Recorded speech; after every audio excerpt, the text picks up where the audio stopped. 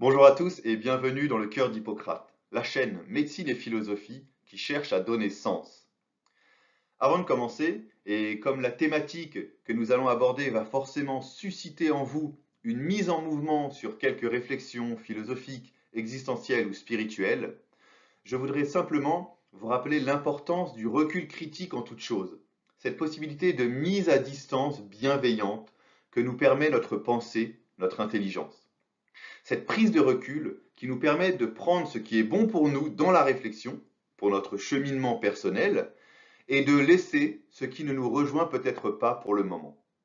Vous n'êtes pas obligé d'accepter tout ce que je dis. Je ne suis que médecin, apprenti philosophe. Et nous avons certainement des mouvements de pensée différents, des systèmes de croyances différents, et c'est tant mieux. C'est ce qui fait la richesse de notre société et de notre monde. Ne prenons pas le risque de verser dans ce vieux rêve dictatorial réductionniste de la pensée unique. La pluralité de nos approches est essentielle pour atteindre la vérité et pour confirmer justement l'authenticité de notre démarche. Encore une fois, je voudrais nous rappeler à Socrate. D'après lui, il n'existerait qu'une seule vérité, mais plusieurs chemins pour y accéder. Et c'est tout l'intérêt du dialogue socratique, de la dialectique et de la contradiction reprise par Hegel, de confronter les conceptions de ce qui fait nos vérités pour avancer ensemble vers une vérité plus haute. Aujourd'hui, j'aimerais aborder avec vous la question de l'anthropologie. L'anthropologie est la science qui étudie l'être humain sous tous ses aspects, biologiques, anatomiques, psychologiques, social, culturels, religieux, et qui cherche à donner une définition de l'homme. L'anthropologie cherche à répondre à la question: qui suis-je? Qui es-tu, homme? Qui est ce patient qui vient me consulter? Qui est cette personne que j'ai en face de moi? Ai-je devant moi un simple composé biopsychique, psychosomatique, amas de cellules vivantes, de neurotransmetteurs et d'hormones, un simple corps diminué et un psychisme étouffé par la maladie? Ou y a-t-il autre chose qui le caractérise et qui le différencie de l'animal? Suis-je médecin ou vétérinaire finalement? La réponse à cette question est cruciale, car elle va déterminer tout notre positionnement par rapport à cette personne, toutes nos intentions par rapport à ce patient, et va jouer sur la qualité de nos prises en charge, de nos accompagnements. En effet, notre regard et notre approche sera sensiblement différente si nous partons du principe que l'homme possède un statut à part entière, bien différent des primates les plus évolués, et de surcroît, si nous pensons qu'il est doté d'un esprit que les autres animaux n'ont pas. Tout notre positionnement repose finalement sur la question de l'existence ou non d'un esprit. Le choix est finalement assez simple, car il est binaire. Il n'y a que deux possibilités: matérialisme ou acceptation d'un degré de spiritualisme, d'une présence spirituelle, d'un esprit.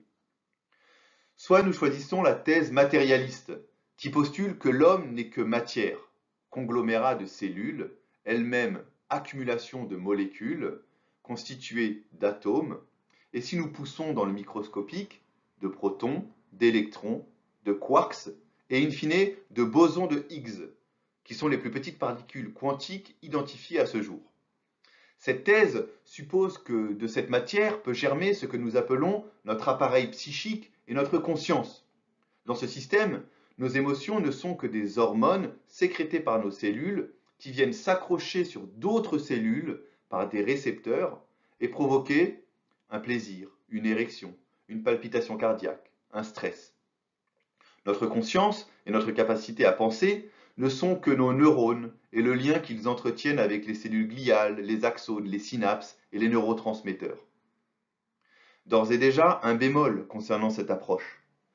Nos émotions ne peuvent pas n'être que des hormones et leurs récepteurs, mais la conséquence de cet appareillage, le fruit de cet arrimage. Il faut donc une conscience pour justement prendre conscience du résultat produit par ce jumelage hormone-récepteur hormonal. Et quel organe, quelle cellule pourrait être à la source de cette conscience de soi et du monde extérieur? Par quel mécanisme de la matière pourrait penser de l'immatériel? Les neurologues, chercheurs et spécialistes de l'imagerie cérébrale arrivent à décrire précisément le matériau nécessaire à la conduction électrique des messages neuronaux du centre vers la périphérie, cerveau, moelle épinière et nerfs périphériques. Certains supposent que la conscience pourrait être le produit de l'interconnexion de nos milliards de neurones et qu'elle résulterait de la synthèse de tous ces potentiels électriques qui parcourent les axones, les synapses et les dendrites de toutes ces cellules, mais ils n'expliquent pas le processus de création initiale de la pensée et de la conscience. Ouvrez la parenthèse, cela nous renvoie à la question du starter, du premier moteur de mouvement, moteur à l'origine de la conscience et de l'apparition de la vie. Le cerveau est un organe magnifique, mais qui ne détient aucun programme prédéfini, préenregistré, aucun mode de pilotage automatique. La grande question qui subsiste est qui détient ce programme? Y a-t-il un programme? Et c'est la question du déterminisme et de la place de l'instinct animal. Et si programme il y a, quelle cellule, quel organe possède la capacité à lire le programme? Qui possède le lecteur du disque dur? En tout cas, nous ne l'avons pas encore trouvé sous notre microscope, ni par nos techniques d'imagerie cérébrale ultra précises et puissantes. Certains pensent que la solution se trouve dans notre ADN, notre génome. Vous savez, la longue bobine de fil dans le noyau de chacune de nos cellules. Mais l'ADN semble n'être qu'une carte mère, un code. Où est l'intelligence qui permet de lire ce code, de le décrypter et de l'organiser pour concevoir le mouvement, la vie? L'ARN polymérase est la protéine qui parcourt l'ADN de haut en bas pour synthétiser le fameux ARN messager dont tout le monde parle actuellement du fait de la technique de vaccination Covid. L'ARN messager qui servira de copie à partir de laquelle sera traduit les molécules qui entreront dans la constitution des protéines et des cellules qui forment notre corps. Mais quel est le principe intelligent qui dicte la conduite de toutes ces protéines? Qui est le chef d'orchestre qui imprime la logique et le sens de toute transcription, traduction et synthèse protéique ou moléculaire? Toute cette réflexion est abyssale. Donc soit nous choisissons la thèse matérialiste avec toutes ces questions en suspens, soit nous choisissons de partir sur une thèse plus large de l'homme, intégrant certes sa matérialité, mais laissant une place également à l'approche spirituelle et au spiritualisme. Pour mémoire, le spiritualisme est un courant philosophique qui met l'accent sur l'esprit, du latin spiritus, esprit, comme réalité indépendante de la matière. Cette thèse postule également la supériorité de l'esprit sur la matière, mais nous ne traiterons pas de ce point dans cette vidéo. Essayons simplement de réfléchir sur l'éventuelle présence d'un esprit. La question toute simple qu'il faut se poser pour déterminer son propre positionnement par rapport à ce sujet est: croyez-vous à la possibilité d'une substance complémentaire immatérielle? Ou pensez-vous que tout est matière? Pensez-vous que votre vie n'est que matière? Pour rappel, une substance, du latin substantia, substare, être dessous, est ce qui se tient en dessous, qui soutient, qui sous-tend.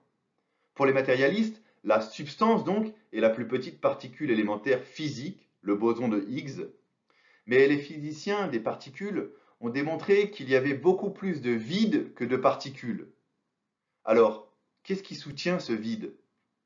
En philosophie, la substance désigne ce qu'il y a de permanent dans les choses qui changent. Par exemple, depuis quelques minutes que vous regardez cette vidéo, vous avez changé, vous avez évolué, vous avez vieilli. Des milliers de cellules qui vous constituent, mélanocytes de la peau, globules rouges dans le sang par exemple, sont mortes. On appelle apoptose la mort cellulaire programmée. Et ces cellules ont été remplacées par d'autres cellules sans que vous vous en aperceviez, sans avoir changé de nature. Vous êtes resté homme ou femme, membre de l'espèce humaine. Il y a eu changement en nombre, mais pas changement de nature. Votre substance est restée la même. Ce qui sous-tend votre vie d'être humain est resté le même. Il y a continuité de nature. Mais nous creuserons cela dans un prochain épisode si vous le souhaitez. La conception dualiste de l'homme reconnaît deux substances constitutives de l'homme, la matière et l'esprit. Une substance matérielle et une substance immatérielle. Dans l'hypothèse d'une anthropologie dualiste, une vision de l'homme corps-esprit, il semble pouvoir être expliqué ce que certains semblent percevoir intuitivement, que nous sommes plus qu'un condensé de matière, que le tout est plus que la somme des parties, comme l'expliquait Aristote. En ce qui me concerne, et en tant que médecin, je pars de ce principe fondateur. Le patient que j'ai en face de moi possède un corps physique, psychique et un esprit, intelligence, volonté, qui ne semble pas émaner de la matière. Pour être plus précis, je suis de ceux qui pensent que l'homme possède trois dimensions, trois zones de l'être, corps, âme, esprit. Je développerai dans une prochaine vidéo les différentes fonctions et usages naturels de l'âme. Je vous expose simplement ici la définition philosophique de cette âme, qui parfois endosse à tort une connotation religieuse et trop métaphysique. L'âme, qui vient du latin anima, est le principe vital qui anime le corps et qui est la substance de notre psychisme notamment. L'âme est à bien différencier de l'esprit. L'âme permet l'animation du corps, la mise en mouvement, le vécu des émotions et l'intelligence rationnelle, le raisonnement. L'esprit est à la source de l'intelligence intuitive et de la volonté. Elle oriente l'âme dans sa prise de décision. Pour mieux comprendre, rappelons la théorie aristotélicienne de la causalité. Aristote définit les êtres et les choses selon quatre causes. La conscience de l'homme peut se définir par sa cause matérielle, les neurones et les cellules gliales, mais également par sa cause formelle, l'âme qui informe le neurone, lui donne une forme unique, une fonction unique avec ses axones et ses synapses, mais aussi par sa cause efficiente, ce qui produit la chose, le principe premier, le principe originel de l'homme, et sa cause finale, sa finalité, le but de la chose, le pourquoi a-t-elle été réalisée, en vue de quoi. Ici, l'esprit serait la cause efficiente et la cause finale de la conscience humaine. De ce point de vue, l'esprit semble être le fameux premier moteur, à l'origine de la conscience, et l'esprit semble également pouvoir percevoir la finalité des choses, l'objectif, le sens, le but à atteindre. L'esprit semble être la substance de la conscience, ce qui sous-tend et permet l'élaboration et l'interprétation d'une pensée, d'une intuition, d'un désir. En tant que médecin, je m'astreins à réaliser mes observations et examens cliniques à partir de cette vision de l'homme en 3D, corps, âme, esprit. Et je peux témoigner que tous mes accompagnements en sont transformés, et notamment dans les accompagnements que je propose aux personnes porteurs de handicap, aux patients atteints de maladie d'Alzheimer ou aux personnes en fin de vie. Quel positionnement éthique et philosophique face à ces patients? Toutes ces personnes qui présentent des troubles de la vigilance, qui sont gravataires, ils ne produisent presque plus rien, ne peuvent parfois plus penser par eux-mêmes. En sont-ils moins hommes? Sont-ils des sous-hommes?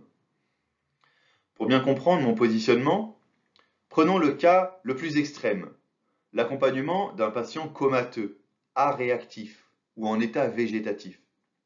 Même si la personne présente une pathologie qui porte atteinte à son corps et à son psychisme, que ce patient ne peut plus entrer en lien avec moi selon les lois usuelles de la communication verbale, je pars du principe qu'il existe encore une zone saine de son être, son noyau spirituel, son esprit, qui lui ne tombe jamais malade, qui est propre à l'espèce humaine et qui préserve sa dignité, et donc motive le maintien de la relation et de l'accompagnement jusqu'au bout.